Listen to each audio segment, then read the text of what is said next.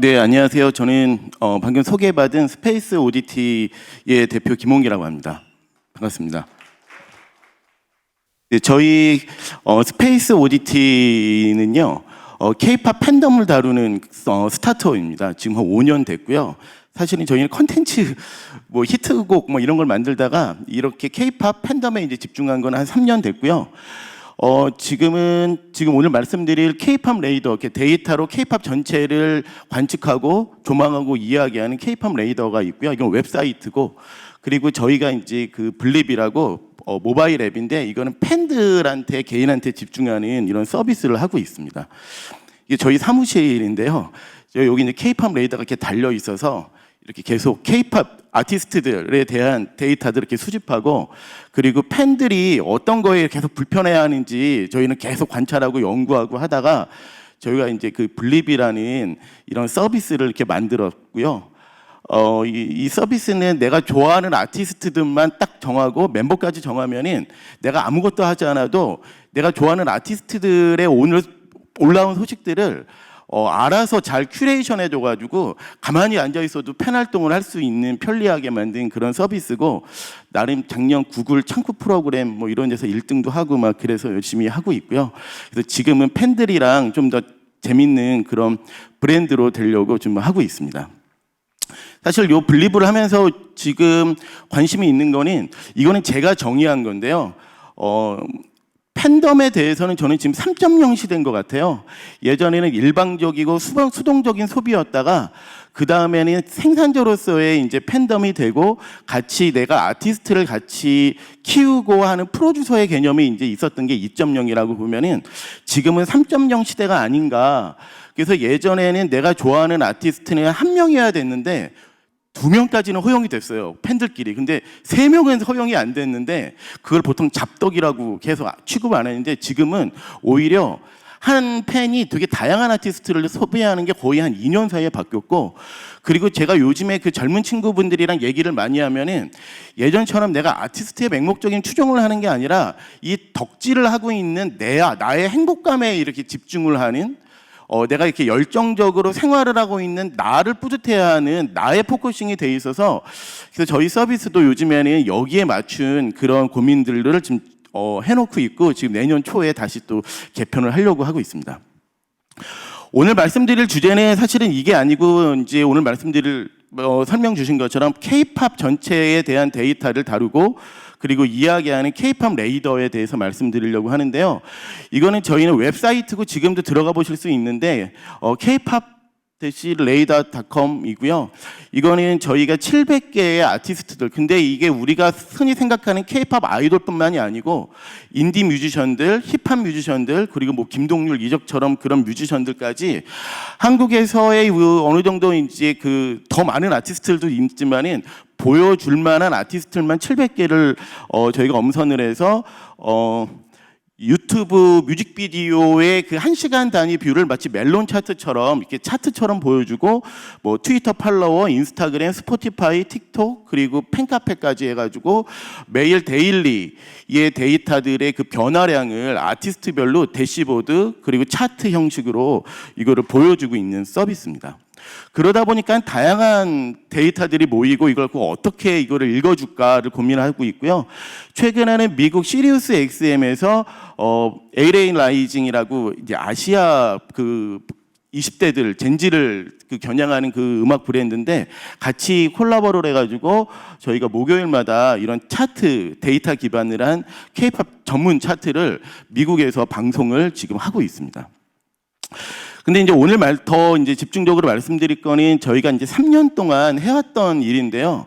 매년 한 번씩 하고 있는데, 매년 저희가 K-팝 세계 지도라는 거를 2019년에 이제 발표를 했고, 그 다음에는 트위터랑 같이 데이터를 기반으로 10년 역사를 정리를 했고, 작년에는 틱톡이랑 함께 지금 변화하고 있는 K-팝에 대한 데이터를 갖고서는 발표를 했었습니다. 그래서 이게 이제 하나씩 말씀드릴 텐데, 이게 2019년도에 발표했던 K-팝 세계 지도였고요. 그건 유튜브 데이터로 했었고요. 이거는 지금도 검색해 보시면은 이건 트위터 공식 블로그에 이제 포스팅이 돼 있어요. 그래서 이거는 트위터의 데이터를 갖고 10년 동안 어떻게 K-팝이 성장을 했고 과거 현재는 어땠는지에 대한 데이터 기반의 히스토리를 인포그래픽으로 해서 발표를 했었고, 참고로 뭐 이거 같은 경우에는 제일 먼저 연락이 온 것이 사실 대한민국 정부였어요. 그래서 이런 데이터를 써도 되냐, 그래서 뭐 지원을 해주지는 않으셨지만은 어쨌든 쓰셔라 이렇게 해서 많이 발표를 해주셨고, 많은 그 신문사에서 특집으로 달아주셨고, 제가 한맘의 TV연예 같은 연예 프로그램 나와서 발표를 했기도 했었고요. 이거 같은 건 포브스부터 되게 많은 매체에서 많이 발표가 많이 같이 다뤄졌고, 그리고 또 재밌던 거는 작년에 이제 틱톡이 이제 같이 한번 해보자라고 해서 틱톡의 데이터로 K-팝의 현황이 어떤지를 이야기하는 K-팝 세계 지도를 같이 발표하면서 저희가 컨퍼런스 형태로 K-팝 평론가 분들이랑 같이 온라인 컨퍼런스를 했습니다. 이거는 유튜브에도 지금 무료로 공개가 되어 있고요. 제가 그러면 어떤 내용들이었는지 이 3년 동안의 데이터가 물론 플랫폼별로 다르지만 어떤 상황인지 한번 제가 짤막하게 말씀드릴게요. 그리고 이 데이터들은 이미 온라인에 공개가 되어 있기 때문에 검색하시면 다 보실 수 있거든요. 우선은 2019년이었으니까 이제 3년 전이었죠. 이때는 이제 유튜브의 데이터를 갖고 봤었는데, 이때 저희가 처음 공개를 하게 됐던 것이 뭐냐면은 K-팝은 한국 음악이었고, 저도 20년 동안 이 음악을 일을 했었거든요. 근데 이제 한국의 음악이 그냥 한국의 음악으로 끝나는 게 아니라 그 한국의 음악을 소비하는 나라가 90%가 해외였다. 한국의 음악에 소비하는 그 한국 사람은 10%밖에 불과하지 않았다는 사실이 나오면서 이게 많이 회자가 됐고요. BTS가 이때도 이제 당연히 탑을 향해서 달려가고 있었는데, 그러면은 BTS가 이 K-팝의 지분이 어느 정도이냐 궁금하시지 않으세요? 80%인가 50%인가? 이때 밝혀냈던 거는 20.9%였고, 이 전체 K-팝의 인기의 50% 절반을 차지하는 거는 5팀이었었고요. 그래서 저희가 5대장이라고 해서 발표했었는데, 이때는 사실은 유튜브에서 중국 데이터는 없었어요. 그래서 BTS, 블랙핑크, 트와이스, 그리고 뭐 이렇게 뭐 몬스타엑스, 엑소 이렇게 해서 한 5개 팀이 절반을 차지하고 있었고, 이때 재밌게 발표했던 거는 인구수 대비 그 도시에서 얼만큼 K-팝이 인기 있느냐를 도시별 인구수로 비례를 해서 했더니 뭐 이제 그런 도시들을 저희가 또 이렇게 발표를 했었습니다. 이때 이제 여기 어디였지? 호치민, 뭐 싱가포르, 대만 뭐 이런 식으로 해서 이제 발표가 됐었고요. 네네, 이런 내용들이 있었고, 그리고 대륙별로는 누가 얼만큼 인기가 있는지 이런 것들도 저희가 발표를 했었습니다. 그래서 요거에 대해서는 자세한 거는 검색해 보시면 이제 나와 있고요. 그 다음에는 트위터에서, 그러면은 유튜브 데이터 말고 트위터 데이터로 한번 10년 동안, 왜냐면은 트위터 자체가 플랫폼 자체가 약간 이제 시들해졌던 그런 상황에 K-팝 팬들의 전문 플랫폼이 되면서 사실은 그 바닥을 치고 올라와가지고, 제가 알기로도 트위터의 본사 대표님이 한국에 와서 감사의 표시를 했을 정도로 사실 트위터로 움직이는 거에 대해 또 중요한 것 중에 하나가 K-팝 팬덤인데요. 그래서 이때 그 10년 동안 어떤 일이 있었는지 발표했는데, 사실 오늘은 제가 이거가 원래 움직이고 하는 거고, 2010년도에서 10년 동안 이게 이제 그 원래 애니메이션인데 오늘은 PDF여서 이게 움직이지 않는데, 마치 인류가 그 발생지가 그 4대강이잖아요. 이렇게 한 것처럼 과연 K-팝 팬들은 어느 지역에서 어떻게 번성을 했는지에 대해서도 애니메이션으로 이제 발표도 했었고요. 그리고 가장 그 언급이 많이 된 아티스트들, 이제 사실 이게 좀 더 재밌게 하려면은 이게 비교가 돼야 되는데 좀 이렇게 그러지 말자라고 해서 이렇게만 발표했는데, 방탄소년단, 엑소, 갓세븐, 블랙핑크, NCT 127, 몬스타엑스, 세븐틴 뭐 등등 해가지고 2020년 2년 전에 이렇게 됐었고, 대륙별로 어떤 아티스트들이 인기 있는지를 이렇게 같이 한번 지도로 이렇게 했었는데요.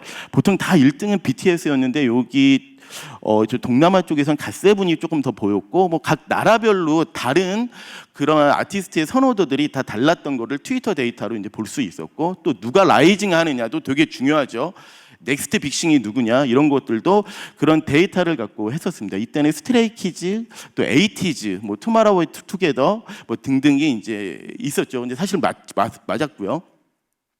그리고 이제 저는 이제 여기에서 좀 재미있었던 거는 사실은 그 미국이 전 세계 그 음악 시장에서 가장 중요한 나라죠. 거의 그 글로벌을 움직이고 있는 가장 중요한 건, 네, 그런 본토인데 사실은 K-팝 아티스트들이 제일 중요하게 생각했던 나라, 그러니까 동남아, 일본 그 다음에 사실은 가장 그 목표했던 곳은 미국이었는데 사실은 예전에는 그 데이터 보면 그러지가 않은데 유튜브 데이터는 근데 트위터 같은 경우에는 저도 놀란 게 그 K-팝을 이야기하는 그 계정수, 인구수, 그러니까 머릿수로 따지면은 미국이 1등이었고 두 번째가 일본이었고 한국이 세 번째인 이런 상황이 됐던 게 사실 저는 좀 고무적이었던 포인트였던 것 같습니다. 그 다음에 이 10년 동안 트위터에서 얼만큼 K-팝과 K-팝 팀들이 언급이 되었는지 언급량에 대해서 저희가 그래프를 10년 동안 봤는데 굉장히 멋있는 그래프죠. 보통 우리가 이걸 J커브로 하고 스타트업들이 맨날 이렇게 J커브를 찍기 위해서 하는데 실제로 그 K-팝 자체가 J커브를 찍는 하나의 스타트업 같았구나라는 생각이 들더라고요. 그래서 보면은 어느 순간에는 이렇게 있다가 이 변곡점이 이렇게 생기는 이런 상황들이 있는데 사실 저는 이건 발표하지 않고 그냥 저만 이거를 이제 그 좀 연구해가지고 오늘 말씀드리는데 어떤 것이 10년 동안 이 K-팝의 변곡점을 만들었는가? 아까 전에 그 샘 리차드께서 말씀하셨던 그 요인이 무엇일까? 뭐 그게 말씀하셨던 것에서 공감도 됐는데 사실 제가 생각하는 거는 좀 다른 포인트가 좀 있었습니다. 물론 10년 동안 K-팝이 있었던 것만은 아니었어요. 그 전에 원더걸스도 있었고 뭐 또 그런 1세대 아티스트들도 있었죠. 뭐 SES도 있었고 뭐 H.O.T도 있었고 사실 그 전부터 이렇게 보면은 그 전에는 이제 트위터가 생겼으니까 저희가 이제 이 데이터를 봤을 텐데 사실 저한테 중요했던 거는 이 통신이었어요. 이게 제가 이 3G와 LTE가 저는 우리의 생활을 바꿨던 변곡점을 많이 만들었던 그 상징적이라는 생각을 해서 언제 3G와 LTE가 나왔나 보니까는 3G는 2006년도 저희가 지금 데이터의 트위터는 2010년도부터였고요. 그럼 그 전에 나왔고 저 변곡점에 시작된 거에 있어서는 LTE가 시작이 된 게 2014년도였는데 이때 맞춰가지고 제가 요 아이폰 그림을 그려왔는데 요게 이제 아이폰 1이 나왔던 게요. 처음 스티브 잡스가 아이폰을 세상에 내었던 게 3G 나왔을 때였고요. 저게 아이폰 6인데 제가 알기로는 아이폰 규정 중에서 제일 글로벌로 히트치고 제일 생산량이 많았던 게 아이폰 6만큼 가장 혁신적이었는데 LTE라는 거와 같이 맞춰가지고 그래서 이때 모바일 생중계라는 개념이 처음으로 생겨서 유튜브든 어디든 그래서 한국에서도 브이라이브라는 이제 K-팝 아티스트들의 모바일 생중계를 하면서 약간 생태계가 좀 바뀌었던 이런 게 있었고요. 물론 유튜브는 예전에 생겼지만은 본격적으로 유튜브가 중요하게 됐던 그런 부분도 보면은 요 변곡점에 보면은 2017년도 이런 플랫폼에 있어가지고 요 그 통신과 플랫폼의 등장 그 기술에 있어가지고의 그런 기점들이 여기 그래프랑 되게 맞더라고요. 어떻게 보면은 이따가도 제가 말씀드리겠지만 K-팝에 있어서의 발전의 포인트는 이런 기술, 테크놀로지 그리고 플랫폼을 어떻게 적극적으로 이용을 했었느냐가 사실은 굉장히 중요한 포인트고요.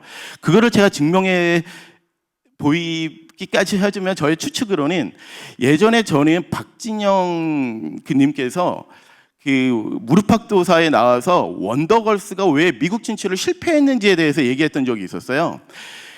사실은 엄청 그 고생을 했다라는 얘기를 막 했었죠. 뭐 미국에서 막 생활도 하고 뭐 그랬는데 저는 이 원더걸스가 실패했던 이유 중에 열심히 했지만은 저는 이 그런 플랫폼이 없었던 것 같아요. 모바일 플랫폼 팬들이 확산시키고 할 수 있는 일방향 그게 없었던 일방향적인 그 미디어 상황에서 그렇게 했기 때문에 좀 한계가 있지 않았을까?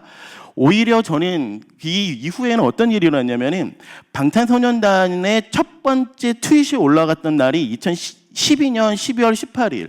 그러니까는 여기 2014년부터의 변곡점의 시작이었는데요. 이때는 방탄소년단이 이렇게 인기가 있는 팀이 아니었어요. TV의 프로그램에도 출연을 하지 못했어요. 똑같이 그 같은 해에 데뷔했던 BTS랑 그 동갑내기의 팀들은 다 방송 TV 프로그램에 나왔는데 BTS한테만 그런 기회가 주어지지 않았어요. 뭐 그거는 제가 이제 뭐 여러 가지 방송 시스템과 기획사와 PD와 여러 가지의 그 헤게모니 싸움이 있어가지고의 어떻게 보면 희생양이었는데, 그럼 BTS는 사실은 되게 그 빅히트 입장에서는 그 벼랑 끝에 몰리는 상황에서 무엇을 찾았냐면은 바로 이 모바일 플랫폼을 찾았고요. 그래서 이 트위터, 유튜브, 브이라이브를 적극적으로 본인들이 하나의 제일 중요했던 창구였던 TV를 못 나가게 돼서 선택한 게 바로 이것이었고, 실제로 그거에 있어가지고 많은 K-팝 아티스트들이 이 문법을 따르기 시작했습니다. 그 문법은 뭐였냐면은 재밌는 거는 유튜브가 활성되고 브이라이브가 되면서 기획사에서는 옛날에는 방송에 출연해야만 됐는데 PD를 자체적으로 들이기 시작했어요. 기획사 안에. 그래서 자체 컨텐츠, 요즘에는 줄여서 자컨이라고 하는데, 기획사에서 컨텐츠를 자체적으로 만드는 게 굉장히 중요해졌는데, 그 시작을 BTS가 이런 플랫폼들을 하면서 이게 하나의 그 공식 문법이 돼서 많은 기획사들이 실제로 이런 팀을 구축하고 있고요. 그리고 저는 K-팝과 다른 그 음악의 그 큰 차이는 팬들과의 소통인데, 그거가 사실 트위터에서 그렇게 막 오늘 있었던 일상 올리고 답변해주고 하는, 멘션해주고 하는 이런 깨알 같은 멤버들의 따뜻한 이런 소통이 되게 중요했던 것 같고요. 그러면서 같이 우리가 성장한다는 느낌도 있고, 그래서 이런 거에 하나가 성공 사례들이 되면서 많은 K-팝만의 이런 성공 문법이 된 것 같습니다. 그래서 보통 우리가 지금은 4세대 아이돌이라고 하는데, 1세대 아이돌, 2세대 아이돌, 3세대 아이돌로 해서 구분을 져요, K-팝 아티스트들을. 그래서 우리가 보통 얘기하는 1세대 아이돌은 잭스키스, H.O.T, S.E.S, 핑클인데, 저는 이거는 방송 시스템, 그러니까 일방향적이었던 이런 시스템에 있었을 때 저는 이 세대의 구분은 미디어로 구분이 되겠구나라는 생각으로 이렇게 정리를 해봤고요.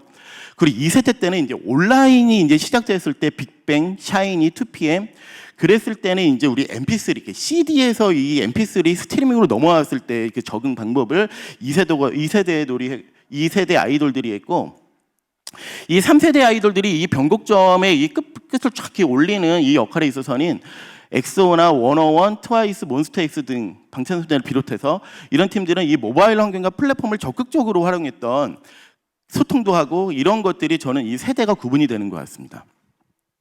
그리고 저희가 작년에 차우진, 김영대, 김유나 이 세 명의 K-팝 전문 평론가 분들이랑 저희가 이제 틱톡 데이터를 갖고 좀 더 어떻게 이번에 K-팝을 어떻게 얘기해 줄까를 고민을 해서 10개의 주제를 잡아가지고 컨퍼런스를 온라인 컨텐츠로 만들어서 지금 유튜브에 공개돼 했는데요. K-팝 그 틱톡으로 K-팝의 그 데이터를 월드맵으로 보여주기도 했지만은 K-팝의 디자인에 대해서 주제로 레드닷 어워즈 10년 동안 심사하셨던 교수님, 그 실제 디자인하신 분이 와가지고 K-팝 디자인에 대해서, 앨범 디자인에 대해서 얘기하는 세션, 그리고 가사, 실제로 그 노래의 멜로디보다 또 메시지가 중요한 게 바로 K-팝인데, 그런 팬들은 어떤 메시지에 그 꽂히고 있나를 또 이제 그런 시인이자 작사가인 분들, 또 교수님 모셔가지고 했던 그런 세션. 그러기도 하고, 버추얼 아이돌, 이때가 사실 작년이 이제 계속 그 팬데믹 시절이었기 때문에 또 이제 버추얼 아이돌에 대한 키워드에 있어서 버추얼 아이돌이 직접 등장하기도 했고요. 뭐 이런 것들의 좀 다양한 주제, 그리고 팬데믹 시절 동안 어떤 팬덤, K-팝 팬덤들은 어떤 거를 또 자생적으로 만들었는지, 뭐 이런 것들을 좀 재밌는 컨셉으로 해가지고 저희가 컨퍼런스를 진행을 했었습니다. 그래서 네, 이렇게 이제 컨퍼런스를 작년에 이제 온라인으로 해서 유튜브에서 검색하면은 보실 수 있어요. 그래서 K-팝 레이더 컨퍼런스라고 유튜브에서 검색하시면은 이렇게 세션이 있는데, 되게 재밌는 구성, 마치 예능처럼 만들었는데 한번 보시면 재밌을 것 같습니다. 여기서 제가 발표했었던 거는 그 틱톡이 이제 생긴 지가 3년 됐는데, 그 틱톡 안에서 사실은 틱톡 같은 경우가 그 트위터 같은 경우에는 트윗 자체 멘션이 중요한데, 사실은 그 틱톡 같은 경우에는 영상을 감상하는 게 아니라 생성하는 게 중요하죠. 그게 보면은 K-팝과 관련된 영상이 어느 정도로 늘었냐면 이렇게 보시면은 거의 3배, 3배에 가까운 이런 3년 동안 이렇게 더 많은, 거의 1억, 누적이 1억 8천까지 1억 만까지 이렇게 발생이 됐고요. 그리고 또 틱톡 안에서 사실은 되게 중요한 게 이 해시태그 또 챌린지인데 K-팝 지금도 사실은 많은 기획사들이 틱톡의 챌린지를 데뷔하면서부터 같이 기획해가지고 춤까지 같이 개발해가지고 하는데 이거 같은 경우는 거의 10배 가까이 이렇게 상승을 했었습니다. 이거는 또 이제 틱톡 같은 경우에는 플랫폼이 국가별의 이제 그 사용 차이가 나겠죠. 근데 가장 많이 그 K-팝의 영상을 많이 만든 나라의 1위는 인도네시아고 필리핀, 그 다음에 미국 순, 그 다음이 대한민국 이런 식으로 해서 약간 또 플랫폼마다의 이런 다른 지점이 있었습니다. 오른쪽에 있는 게 그 1960년대에 그 비틀즈의 팬들, 우리가 비틀매니아라고 하는 그 사진인데요. 보면은 다 손에 아무것도 없이 그냥 두 손을 들고 있어요. 근데 이제 저쪽 왼쪽에 보면은 이게 이제 아미 K-팝 팬들인데요. 지금의 모습이죠. 보면은 두 손 가득히 한쪽에는 우리가 그 응원봉이라고 얘기하는 여기 이제 아미봉도 있고 그러겠죠. 그리고 한쪽에는 핸드폰을 다 들고 찍고 있어요.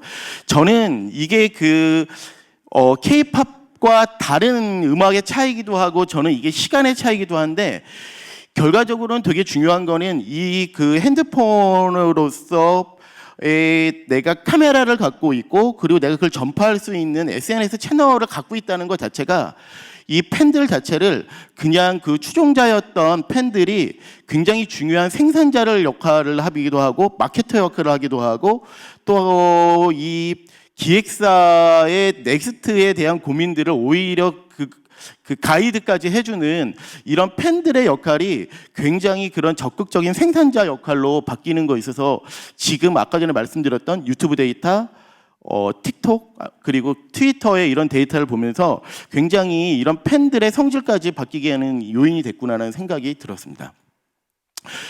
그래서 저는 이제 지금 어저께도 회의하고 온 게 뭘 했냐면요. 3년 전에 이렇게 저희가 K-팝 세계 지도를 발표했던 건 유튜브 데이터로 했고 그 사이에 뭐 트위터, 뭐 틱톡 데이터로 했는데 3년 후에 아까 전에 말씀드렸잖아요. BTS 지분이 20%였고 그 5대장이 뭐 엑소, 트와이스, 뭐 블랙핑크 등등이었으면은 그 지용도가 분명히 3년 후에 바뀌었을 것 같아서 요거를 지금 저희가 지금 정리해가지고 발표를 할 예정이고요. 사실 저는 거기에서 되게 중요했던 건 뭐냐면은 3년 전에 저희가 이거 발표했을 때는요. 코로나라는 개념이 올 거라는 걸 생각을 못했던 해였어요.